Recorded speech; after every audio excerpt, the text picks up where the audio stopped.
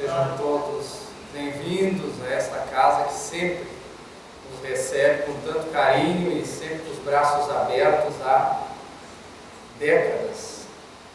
Gerações já se passaram aqui e a gente observa esse salão que eu frequento já há alguns anos, mas fico a imaginar quantos corações já foram consolados nesta casa, quantos corações já receberam o amparo e a assistência nos dois planos da vida, através dessa casa, que é toda amor, que é toda bondade.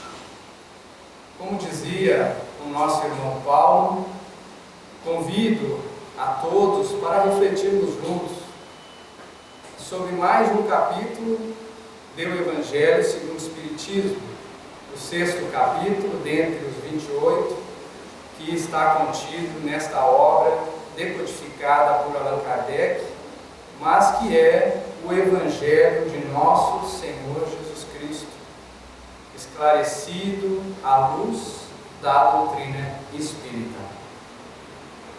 Quando nós observamos a humanidade ao longo do seu crescimento, lembramos de tempos remotos onde as práticas de adoração eram extremamente rudimentares, possa-se assim dizer, onde que o politeísmo ou a crença em vários deuses era muito comum. Hoje ainda vemos em alguns círculos também esta prática, mas em sua grande minoria. Prática que trazia como base oferendas, desde simples oferendas de flores às divindades, porque eram mais de uma, e outras oferendas de animais e também oferendas bárbaras, inclusive de próprios seres humanos, dada a ocasião da nossa evolução e do nosso entendimento àquela época.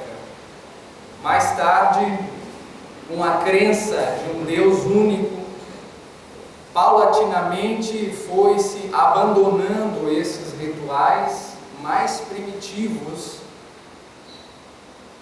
obedecendo uma transformação íntima de cada um de nós, pois somos os mesmos daquela época em nossa grande maioria, mas ainda vendo a necessidade de adorarmos a Deus de uma forma ainda figurada, através de estátuas, de molduras, através da idolatria, embora com as nossas ideias mais desenvolvidas, a prática de adoração ainda muito comum, porque ainda se tinha a ideia de um Deus cruel que beneficiava a alguns em detrimento de outros, dado o entendimento nosso àquela época.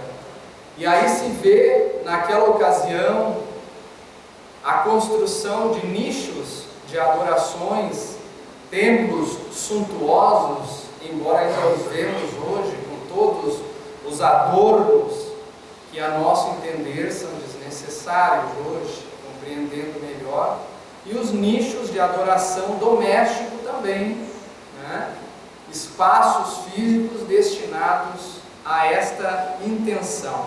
O homem precisava então de adorar a Deus através de uma forma física, de um aspecto moldável, visualmente falando. Mas com essa tentativa sempre de agradar a esse Deus, com medo da sua revolta. E então a pergunta que faço a mim é: qual deve então ser hoje, nos tempos em que nos encontramos, a melhor forma ou a forma que nós temos para agradar a esse Deus? Ao longo do nosso estudo desta noite, vamos procurar responder a esta pergunta. Mais tarde na humanidade, quando já estamos um pouco mais desenvolvidos, eis que temos o advento do cristianismo. E toda vez que eu falo desta pauta da vinda do Cristo à Terra, para mim é bastante difícil ter a dimensão do que isto representa, quando que nós sabemos que Jesus é o Espírito que nós conhecemos mais evoluído, de que nós temos notícia, de que nós conhecemos. É como se nós necessitássemos de pegarmos uma luz muito forte e termos que abafá-la de tal maneira que ela coubesse um pequeno recipiente.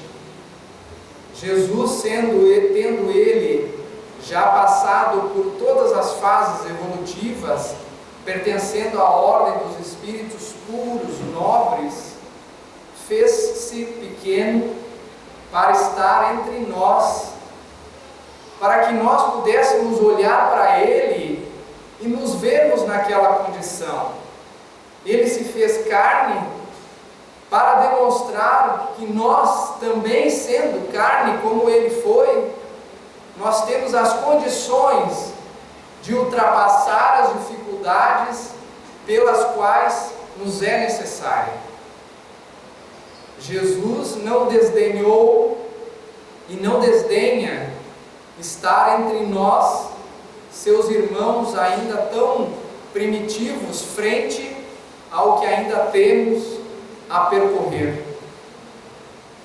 É Jesus quem pela primeira vez na humanidade refere-se a Deus, que até então era tido como até mesmo cruel, se refere a Ele como um Pai, chamando-o de Pai e dando o devido respeito e os devidos adjetivos de um Pai amoroso, justo e bom, como nos diz o livro Deus Espíritos.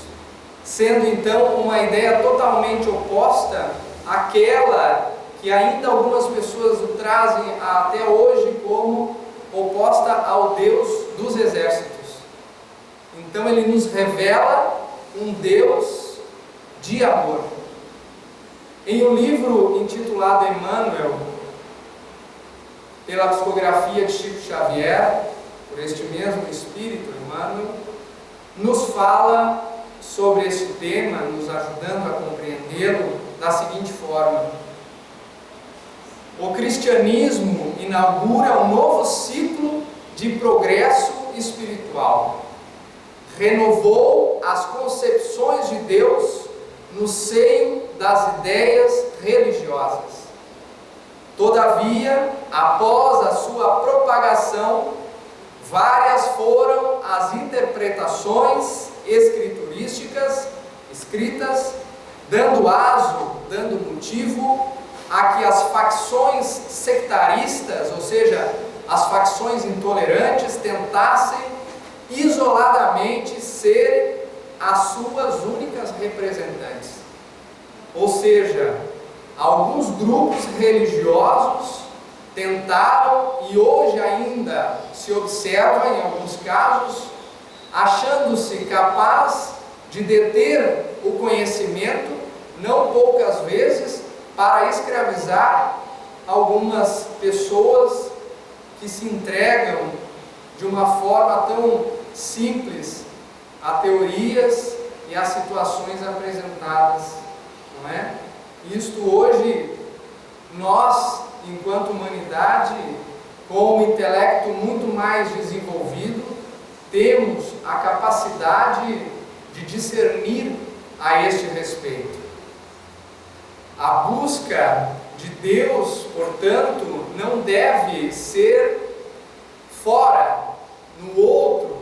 A busca deve iniciar-se principalmente e a partir de nós mesmos, dentro de cada um de nós. Sendo nós filhos de um mesmo Pai, somos parte de sua essência.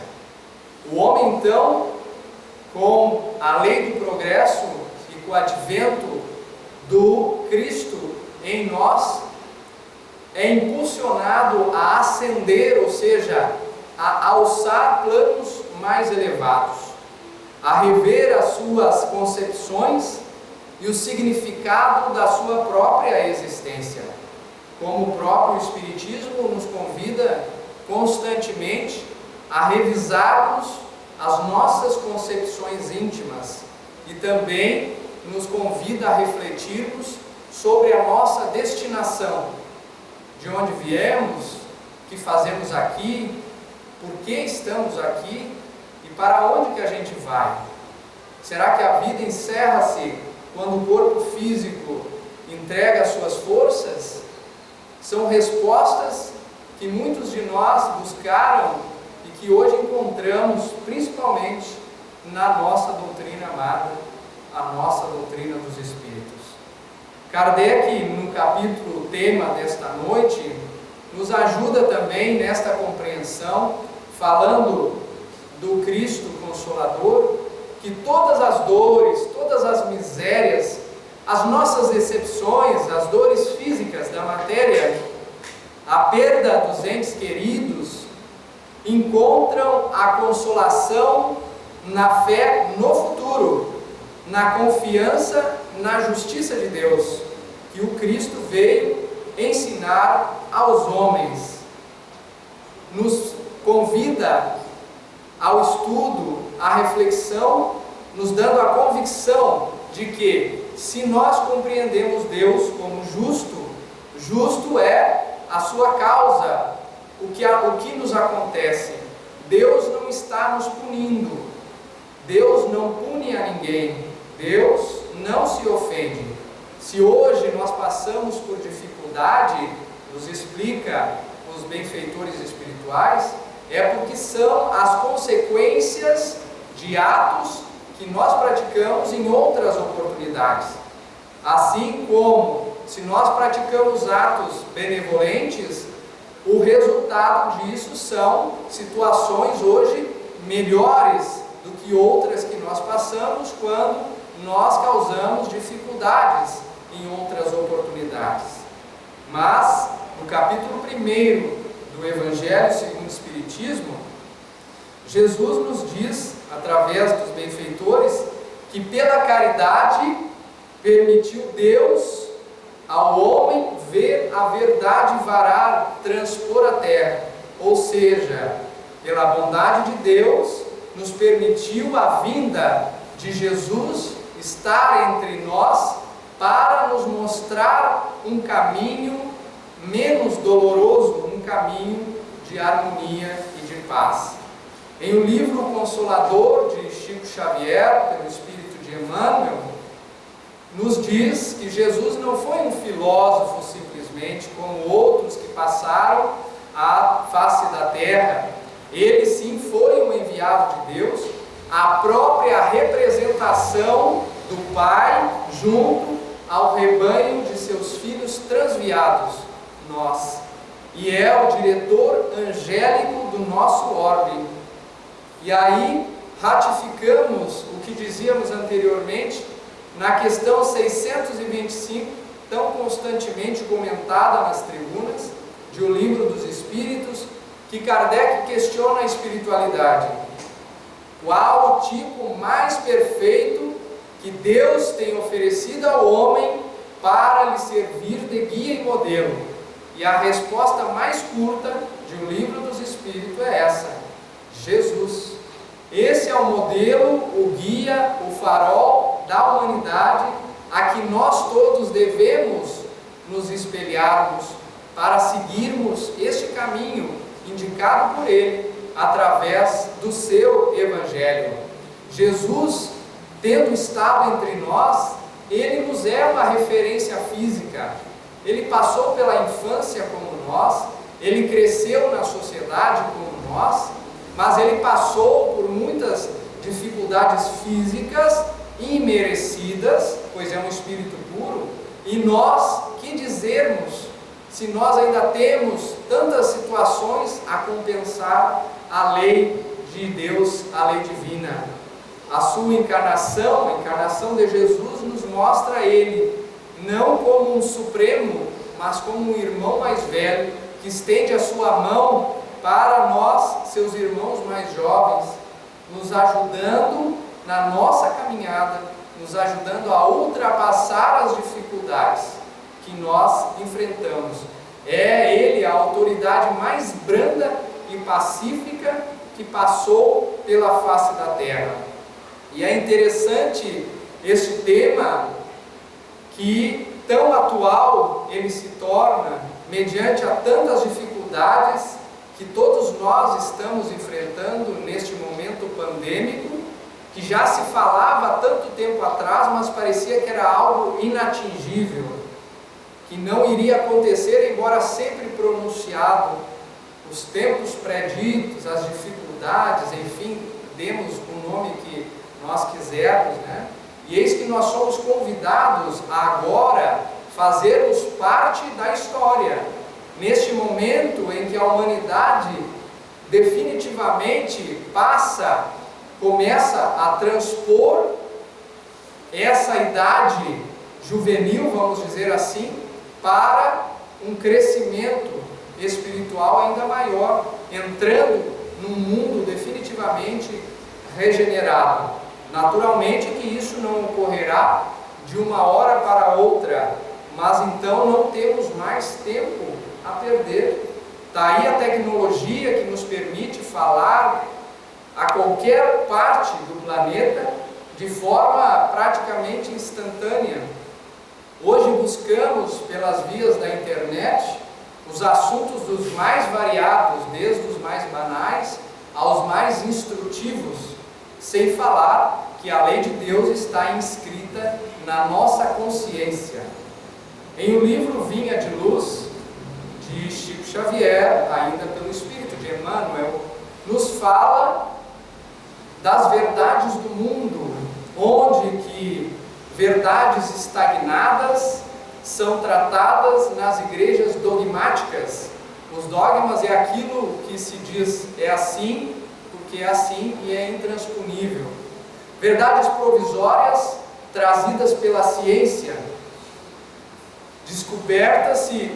Descobre-se uma molécula muito pequena e naquele momento acredita-se que é a menor partícula que possa existir.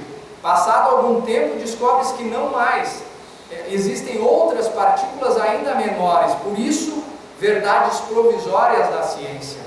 Mas existem também aquelas verdades progressivas em que a filosofia tenta explicar. E há outras verdades convenientes nas lides políticas, algumas governamentais, que trazem uma verdade de forma a beneficiar determinadas situações. E há verdades discutíveis em todos os ângulos da vida civilizada. Mas a verdade absoluta é só uma: é Jesus, que é a verdade sublime e reveladora da humanidade. No Evangelho de João, o evangelista, em seu capítulo 14, Jesus conversa com os seus discípulos da seguinte forma: não se turbe o vosso coração, vós que acreditais em Deus, crede também em mim. Na casa de meu Pai há muitas moradas. Se assim não fosse, eu vos teria dito, pois vou preparar-vos lugar. E depois que eu for e vos preparar lugar, virei outra vez e levar-vos-ei comigo, para que onde eu esteja, estejais vós também. Assim que sabeis onde vou e conheceis o caminho. Disse-lhe, no entanto, Tomé, surpreso com esse colóquio: Senhor, nós não sabemos para onde vais, e como podemos conhecer então este caminho? E Jesus, olhando para os seus discípulos, responde da seguinte forma: eu sou o caminho, eu sou a verdade, e eu sou a vida. Ninguém vai ao Pai senão por mim. Então Jesus é este caminho pelo qual todos nós devemos buscar trilhá-lo. Existem muitos caminhos que nós podemos escolher, existem até alguns atalhos, mas o caminho que nos evita a dor, que nos evita o sofrimento no futuro, é um só. É seguindo este caminho do Evangelho de nosso Senhor Jesus Cristo. Mas é Jesus também quem diz, ainda através das anotações do evangelista João: eu sou o pão da vida. Ou seja, é Jesus, são seus ensinamentos que são o alimento essencial, é o nosso sustento moral. É intransponível. Este alimento é para a nossa alma, é um alimento moral, como nos diz o Evangelho. E Jesus também nos diz: eu sou a luz do mundo. Quem me segue não andará em trevas, mas terá a luz da vida. Em outras palavras, vem o Mestre, sendo Ele um iluminador das nossas consciências. Sempre que conseguirmos nos mantermos neste caminho orientado por Jesus, estaremos com as nossas consciências tranquilas. Toda vez que nos desviarmos deste caminho, a nossa consciência, onde estão as leis divinas, nos alertam e nos avisam, não poucas vezes, nos deixando o sentimento de remorso por aquilo que já sabíamos, mas que ainda, por algum motivo, caímos em falha e em dificuldade. E Jesus nos diz ainda mais: eu sou a porta, se alguém entrar por mim, salvar-se-á, e entrará e sairá e achará pastagens. Então aqui também observamos a transitoriedade da vida, e a porta nesta simbologia é um divisor de ambientes. Ou nós estamos do lado de cá, ou nós estamos do lado de lá. Ou nós estamos, a Deus, ou nós estamos a Mamon, a materialidade. Então Jesus, que nunca perdeu uma oportunidade de ensinar, nos traz estes ensinamentos. Mas no início deste capítulo, Mateus, em seu capítulo 11, a partir do versículo 28, nos diz assim: vinde a mim, todos os que andais em sofrimento, e vos achais carregados, e eu vos aliviarei. Quando nós observamos esta passagem de Jesus, a primeira palavra, ou as três primeiras palavras, vinde a mim, Jesus nos faz um convite para que nós possamos ir até Ele. Ele não nos diz: eu vou até ti. Ele nos convida para que nós possamos ir ao seu encontro, que nós empreendamos os nossos esforços, que nós busquemos estudar e compreender a sua palavra, nos conscientizando da necessidade de nós irmos até Ele, buscando a solução para nossas dores, aprendendo com Ele, que já passou por todas as fases evolutivas. Ele nos faz este convite. Logo em seguida, Ele diz: todos os que andais em sofrimento. Todos em sofrimento. Então, quando nós andamos em sofrimento, é que por algum motivo, em algum momento, nós não trilhamos o caminho orientado por Ele, e que hoje nós estamos realizando a consequência dessa situação. Pudermos então pensar: puxa vida, hoje eu busco trilhar este caminho, eu procuro não fazer mal para ninguém, eu procuro não ofender a ninguém, ajudar a todos quanto posso, buscar centrar o meu pensamento, embora ainda falhando muitas vezes. Por que eu passo por esta dificuldade ou por aquela dificuldade? Observemos a fala de Jesus, que sempre, ou algumas vezes ao menos, conjuga o verbo no futuro, porque hoje nós somos a consequência dos nossos atos, como dizíamos antes, dos nossos atos passados. Agora, se hoje nós buscarmos nos enquadrar dentro deste caminho da verdade e da vida que Jesus nos convida, nós estamos resguardando-nos para um futuro, para termos um futuro de menos sofrimento, de menos dificuldade. Porque senão não seria justo, como algumas religiões pregam, né, o perdão absoluto dos nossos pecados, como é dito. Naturalmente, Deus, como já dito, não se ofende com as nossas faltas, mas Ele é justiça. Ele quer que nós alcancemos a maturidade através dos nossos esforços para sermos nós, então, merecedores desta vitória espiritual. Indo mais na compreensão deste texto, ele diz logo em seguida: eu vos aliviarei. Observemos de novo a conjugação do verbo no futuro, né? Eu vos aliviarei. Então, ele nos ensina sobre a vida, que é o que nós dizíamos agora, né? Então, ele não promete curar a ninguém, mas ele alivia a todos que o buscam, a todos que se esforçam de uma forma ou de outra, né? Sempre recebemos o amparo da espiritualidade, as bênçãos de Jesus, através dos benfeitores amigos.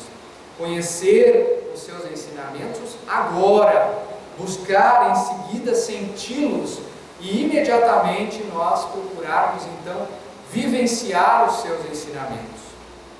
Mais adiante, no versículo 29 de Mateus, o mesmo capítulo, Jesus diz assim: tomai sobre vós o meu jugo e aprendei de mim, que sou manso e humilde de coração, e achareis repouso para as vossas almas.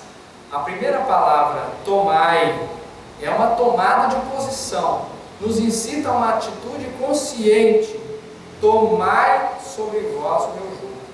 E sobre vós o meu jugo, então, vem nos convidar a um ato de submissão a Jesus, e ao mesmo tempo uma submissão à liberdade, pois foi Jesus mesmo quem disse, né, conheceis a verdade e ela vos libertará. E Jesus é essa verdade absoluta. Então nos submetemos, um ato de submissão a Jesus é o mesmo que uma submissão ao próprio bem. E quando ele fala que eu sou humilde e manso, ou manso e humilde de coração, nos fala da mansuetude, da humildade, muitas vezes mal interpretada como covardia. Não é nada disso. Aqui, quando fala de manso e humilde, nós estamos falando de serenidade, como Jesus agiu em sua estada na terra, e ao mesmo tempo nós estamos falando de liberdade, né? Nós estamos falando de coração, de essência. Quando nós não nos perturbamos, somos mansos e pacíficos, podemos até receber ofensas, mas nós não nos perturbamos, então nós nos protegemos com isso. Eis a questão da mansuetude e da humildade. Reconhecer que realmente ainda temos uma estrada a trilharmos, e se nós temos percalços na vida, é porque nós a merecemos. Não quer dizer que nós devemos ficar estagnados. Se existe a ciência, se existe a medicina, a psicologia, é porque é a bondade de Deus nos oferecendo a anestesia para aliviar as nossas dores. É nossa obrigação buscarmos este alívio. E aí Jesus fala então que nós achareis o repouso para as vossas almas. De novo, achareis, né, no futuro, aprendendo com Ele, vivendo com Ele, nós obteremos o resultado de paz e de harmonia em nossas vidas. A exemplo de uma semente, quando nós plantamos, ela não nasce uma árvore imediatamente. É necessário que nós plantemos hoje para que ela cresça amanhã, amadureça depois e aí, enfim, dê os frutos de que nós estamos almejando. E este repouso também, muitas vezes mal interpretado, antigamente se ouvia, né, pelos nossos bisavós, num dito popular, talvez não na essência da palavra, quando dizia morreu, descansou. Né? Se ouvia bastante isso, ainda algumas pessoas ainda dizem até hoje, quando que na verdade estamos equivocados com essa expressão. Feliz daquele que desencarna e pode já começar já trabalhando, porque é isso que satisfaz o espírito, quando nós nos damos conta de todo o caminho que ainda nós temos que trilhar. E é o trabalho, uma lei divina, que nos lapida o espírito, nos dá as condições para o progresso. Então esse repouso que se refere o Evangelho é um repouso para a alma, para a nossa consciência, é a consciência tranquila de ter agido da melhor forma como que pôde naquela ocasião. Mais adiante, no versículo 30 do mesmo capítulo de Mateus, o capítulo 11, Jesus diz: porque o meu jugo é suave e o meu fardo é leve. O jugo aqui interpretado é a doutrina de Jesus, é o seu Evangelho, são as regras do bem viver. Em outras palavras, são as práticas do amor. Resumidamente, a gente chega na caridade, que é o amor agindo. Então esse é o jugo que Jesus se refere, o jugo do Cristo, que é o auxílio que o Senhor nosso Deus nos concede. E aí nós lembramos também, de Pedro, quando fala que quando a gente pratica a caridade, a gente apaga uma multidão de pecados, porque a gente neutraliza, vamos dizer assim, as nossas atitudes equivocadas com atitudes acertadas, recompondo aquela balança da nossa vida, do nosso crescimento, Então, nos conduzindo através do jugo do Cristo, dos seus ensinamentos, das suas regras do bem viver, a um caminho de liberdade e de felicidade para o futuro. E nós, cumprindo a vontade de Deus, nós a cumprimos fazendo a sua vontade. Qual que é a vontade de Deus? É que sejamos felizes, é que nós possamos evoluirmos de tal forma a nos aproximarmos cada vez mais dele, porque ele está em nós, mas muitas vezes nós nos distanciamos dele. Então não se refere a uma imposição, mas cada um de nós tem as condições de renovar-se, guardadas as proporções do adiantamento de cada um, mas todos nós hoje temos as condições do nosso crescimento, E aí se observa também a importância de nós empreendermos a nossa vontade, o nosso esforço em um devotamento e abnegação, como nos fala o texto evangélico. E o fardo, que aqui diz, meu fardo é leve, o fardo significa então as dificuldades que nós ainda trazemos. É como que se ao longo das nossas existências nós pegássemos um grande saco, um fardo, e fôssemos colocando ali todas as nossas dificuldades, todos os nossos erros e as nossas falhas, tornando aquele fardo pesado. E nós temos que carregar, não podemos pedir ao outro que carregue o nosso fardo. Mas Deus é tão bom que nos envia Jesus para nos ajudar a carregar esse fardo. E de que forma? Ele nos diz: vai por esse caminho é mais plano, por aquele caminho tem muita lomba. Vai por esse outro caminho, aqui é mais liso, por aquele tem muitas pedras. Mas aquele é mais rápido, é um atalho, mas logo ali à frente tem um precipício. Vai por esse aqui, talvez seja um pouquinho mais longo, mas é um caminho de paz, é um caminho de amor, mas ainda com algumas dificuldades, mas é o caminho da liberdade do Espírito, logo lá adiante, que nós todos temos que trilhar esse caminho. Quando nós não buscamos este caminho, que é um caminho do amor, não poucas vezes nós acabamos tendo que trilhar um caminho de dor, um caminho de sofrimento, como a gente diz. Chegamos muitas vezes às casas espíritas ou às instituições religiosas movidos pela dor, quando que poderíamos ter nos incitado, termos buscado este caminho do amor, mas cada um ao seu tempo. Mas de que forma então? Jesus já nos deu a solução, sendo manso e sendo pacífico. Alguns de nós admiram os ensinos de Jesus, outros conseguem, além de admirar, conseguem compreender os seus ensinos. Mas podemos dizer que verdadeiramente cristãos somos quando nós conseguimos, além de admirar, além de compreender, o mais difícil, colocar em prática tudo aquilo que nós já sabemos. Quando nós trazemos aqui a exposição da noite, as lições que aqui são trazidas, primeiramente são tidas para nós mesmos. Porque é muito fácil nós pegarmos um livro e lermos e transpor as palavras contidas ali para o grande público, mas é para nós o primeiro que deve acatar estes ensinamentos. E a grande dificuldade aí está, em conseguir praticar aquilo que nós fazemos. Nós aconselhamos alguém, mas será que nós estamos conseguindo realizar aquilo que nós estamos aconselhando? Então são reflexões que faço a mim cotidianamente, né? Buscamos às vezes repreender o outro, observando um cisquinho no olho dele, e nós não observamos uma trava no nosso olho, né? Não poucas vezes isso acontece, pelo menos comigo, meus queridos irmãos.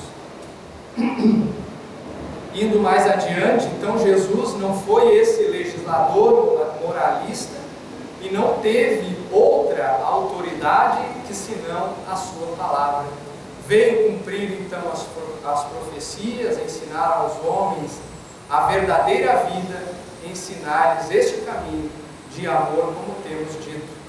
Então a necessidade fica clara de nós empreendermos os nossos esforços para procurar entender a sua mensagem e procurar praticá-la. Quantas pessoas existem que se autodenominam como ateus ou arreligiosos, enfim, mas que praticam a mensagem do Cristo como ninguém.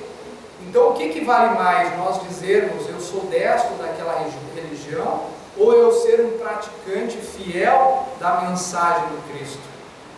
Então as religiões nos ajudam a encontrar este caminho, mas a reforma interior é de cada um de nós. Somos cada um de nós que vamos responder pelas nossas atitudes, sejam elas boas ou más, ao longo da nossa existência.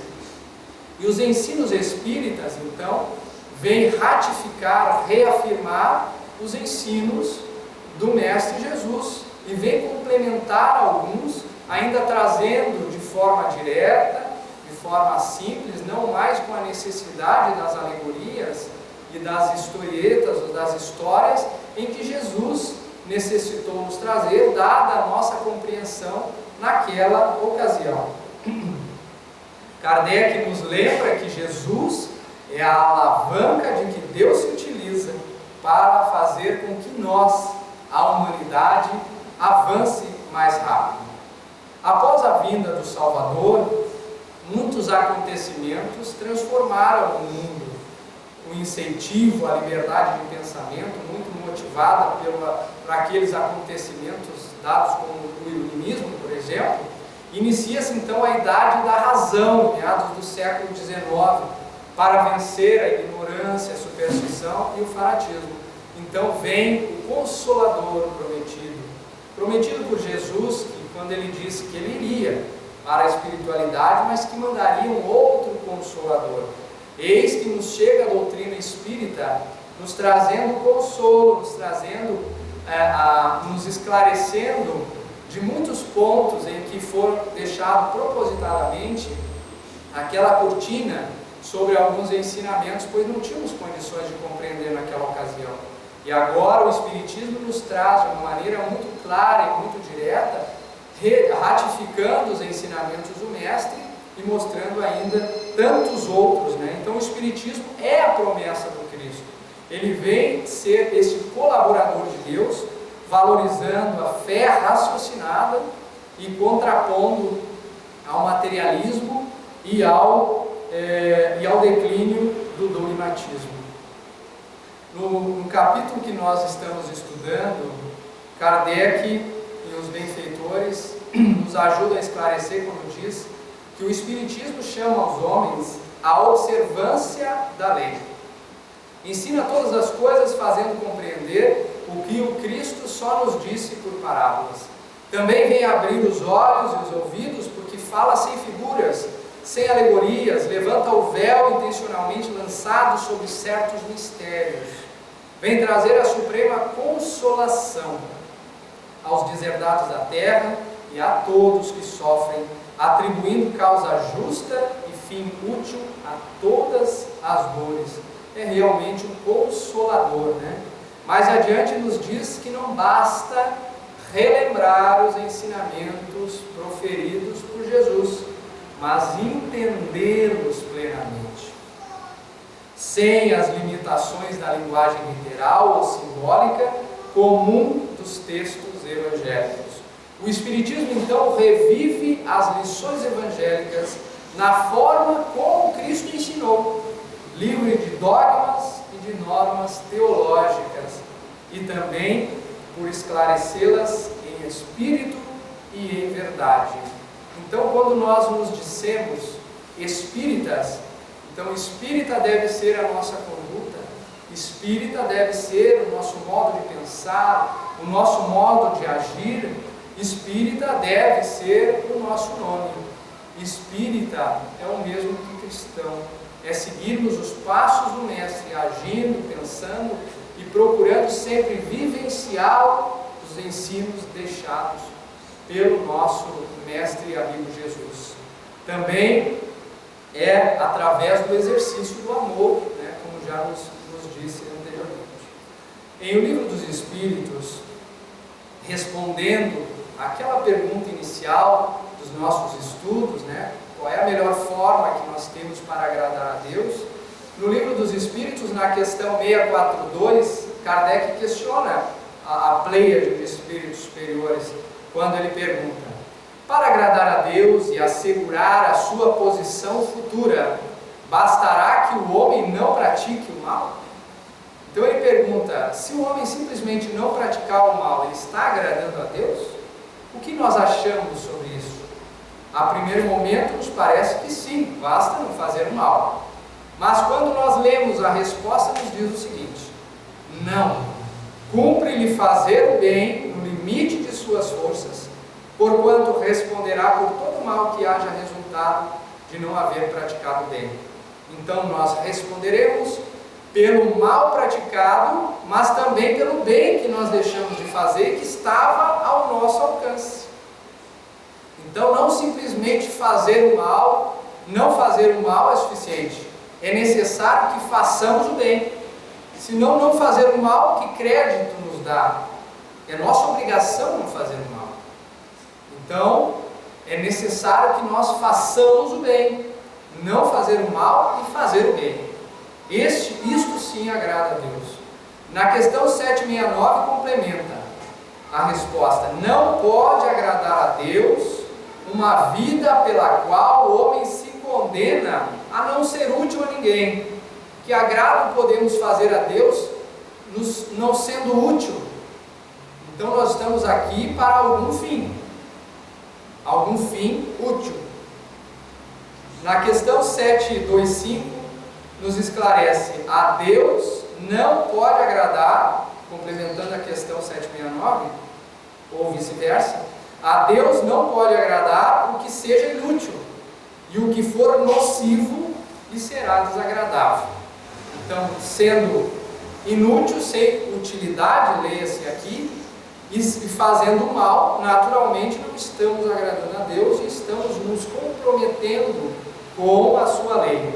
E na questão 655, complementando ainda, a Deus não pode agradar os que fingem humilhar-se diante dele, tão somente para granjear os aplausos dos homens.